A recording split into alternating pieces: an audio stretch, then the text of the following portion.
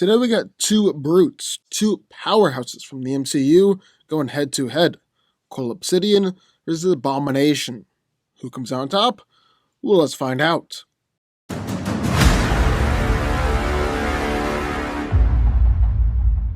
Cull Obsidian is physically the most powerful of Thanos' children, member of the Black Order. He joined his adopted father Thanos in his quest to obtain all the Infinity Stones, traveling to New York City of Ebony Mall, and leading the attack against Wakanda alongside Proxima Midnight. As a result of his massive size, Cull Obsidian possesses an incredible level of superhuman strength, possibly even on Hulk's level, seeing as how he wanted to step in for Thanos during his fight with the Hulk, able to fight against Iron Man and Spider-Man simultaneously. He easily threw around cars, and even fight against actually overpower the Hulkbuster, weapon that was designed to be able to defeat a rampaging Hulk.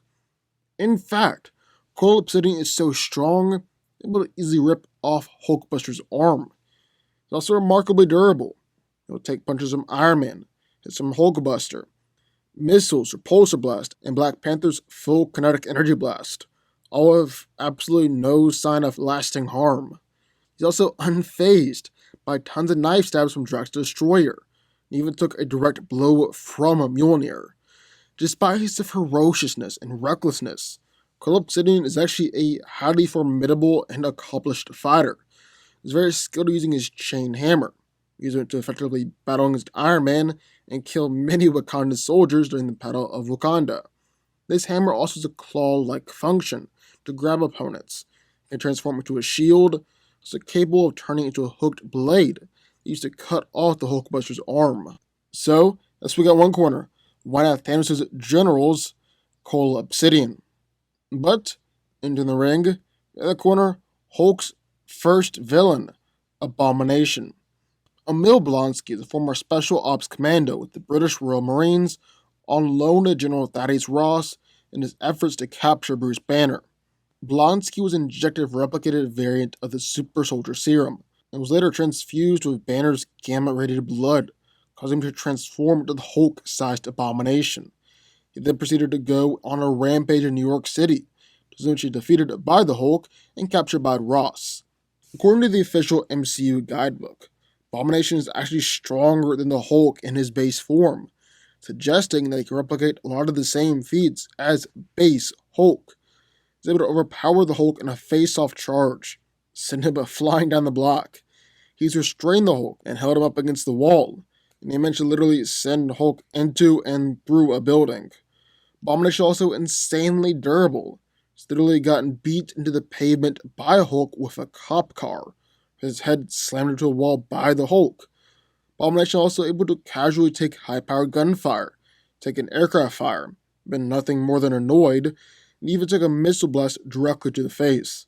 He's also surprisingly fast and agile, being able to casually scalp the side of a building, or even catch a rocket without even looking.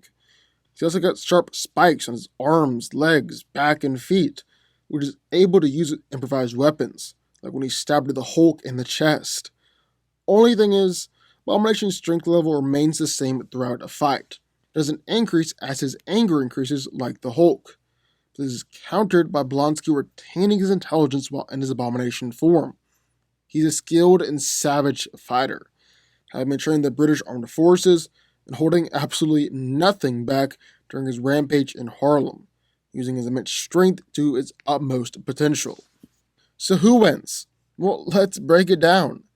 Now, in the MCU, there are a whole bunch of just massively heavy hitters. Kurse, Captain Marvel, Thanos, and many more. But they're all judged off the original heavy hitter, Hulk.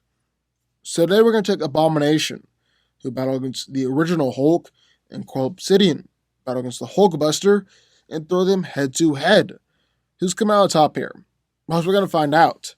And since these are just two heavy hitters, two more brick-like characters, really all just comes down to strength and physicality. Whichever one is physically superior should end up winning this fight here. So this is the question, who is physically superior? Well, Cull Obsidian is able to routinely overpower Iron Man, even in his bleeding edge armor, managed to send Iron Man literally flying a block over and through buildings with one hit from his hammer. Remember, the same Iron Man that made Thanos bleed took attacks from Thanos, and even had part of a moon dropped down on top of him. Cole was able to battle against both Iron Man and Spider-Man all at the same time. He still managed to hold his own and show that he could overpower both of them. There's fight against Hulkbuster. Actually, two ways to look at this. One way is that Bruce was operating the Hulkbuster suit. Clearly isn't very skilled while using it, and this is why Cole was able to battle against, basically outfight the Hulkbuster, simply because of Bruce's lack of experience. On the other hand, you can look at it as this suit was designed to battle against the Hulk. Regardless of who's operating it, the suit itself is built to be strong enough to injure the Hulk and durable enough to take attacks from the Hulk. The same Hulk who one-shotted a Leviathan, one of the greatest strength feats seen in the MCU. Yet in his fight against Hulkbuster, Cull Obsidian was able to catch Hulkbuster's arm, send Hulkbuster flying backwards with a punch, and even rip off Hulkbuster's arm. I personally lean more towards this viewpoint, seeing as how Hulkbuster was designed to battle against the Hulk, regardless of who was piloting it. Yes, Cull was able to battle so easily against Hulkbuster, partially because of Bruce's inexperience. But stopping an overhand attack from Hulkbuster, well, that's just pure strength right there. And I've seen some people try and trash on Cull Obsidian and undersell him because of the fact that Spider-Man will stop Cull's attacks on several occasions. I've even seen it suggested that because of this showing, well, Cull Obsidian is no stronger than Spider-Man. But honestly, I don't really think this is a low showing for Cull. Just people underselling Peter. I mean, Peter's also staggered Giant Man and Thanos' attacks. So I only see the fact that he's able to pull back one of Cull's arms with all of his strength as that ridiculous or out of character. Now, on the other hand, how strong is Abomination? Well, Blonsky's able to restrain the Hulk, kick the Hulk through a building, and generally overpower the Hulk. But so much of this fight hinges upon what the MCU official guidebook said, that Abomination is actually stronger than base Hulk. So, question is, how strong is base Hulk? Well, I guess in order to answer that, we first got to answer the question of just, what is base Hulk? Well, I think a great example of base Hulk versus angry Hulk would be Hulk's fight against the Hulkbuster. He was fighting evenly against Tony. Tony knocked out his tooth, Hulk got super pissed, started dominating the fight. Even his fight against Abomination showed base Hulk versus angry Hulk, seeing as how Hulk got noticeably angrier in order to actually beat Blonsky. However, you also got to remember that Hulk has clearly gotten stronger and more powerful as the MCU has gone on. I mean, look at what he's doing in The Incredible Hulk versus what he was doing in The Avengers. Then take what he was doing in The Avengers and compare it to Thor Ragnarok. Hulk has clearly gotten more powerful. So when they say that Abomination is more powerful than base Hulk, really they're just referring to base Hulk in The Incredible Hulk. Maybe The Avengers at the absolute best. Now, moving on. What about durability? Well, if we're being honest, Cull Obsidian definitely has some low showings here. It's actually been killed on 2 separate occasions. Once when Bruce attached the Hulkbuster's severed arm onto him, sending him flying to the Wakandan force field, and ultimately killing him when the mechanical arm exploded. Then the other time, he was battling against Iron Man and Spider-Man, and Giant Man killed him by stepping on him, seemingly by accident. He also lost his left forearm when Wong closed a portal around him, and even Black Panther's full charge kinetic blast seemingly knocked him out. Like I said, he's got some low showings. However, he's also got some definite high showings. Cole has taken punches to the face from both Iron Man and Hulkbuster. He's taken a repulsor blast from Iron Man. He even took a hammer throw from worthy Captain America with Mjolnir.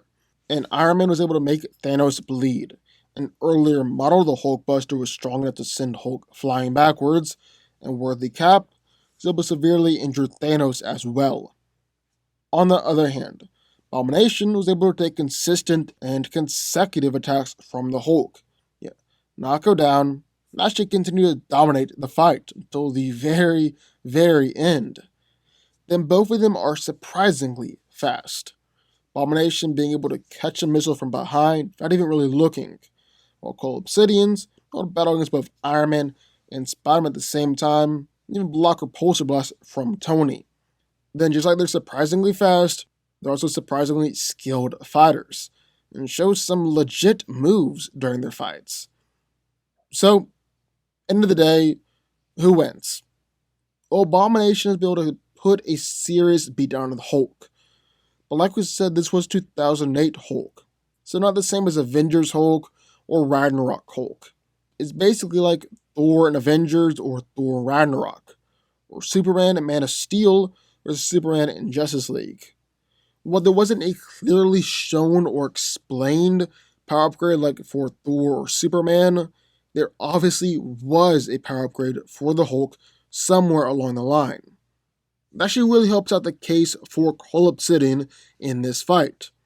Obsidian fought against an upgraded model of Hulkbuster that was designed to battle against at least Age of Ultron level Hulk, seeing as it was built after Age of Ultron happened. But one thing that's so often overlooked is Cull Obsidian's fights against Iron Man. He managed to get Tony on the ropes, at his whim, on 2 separate occasions.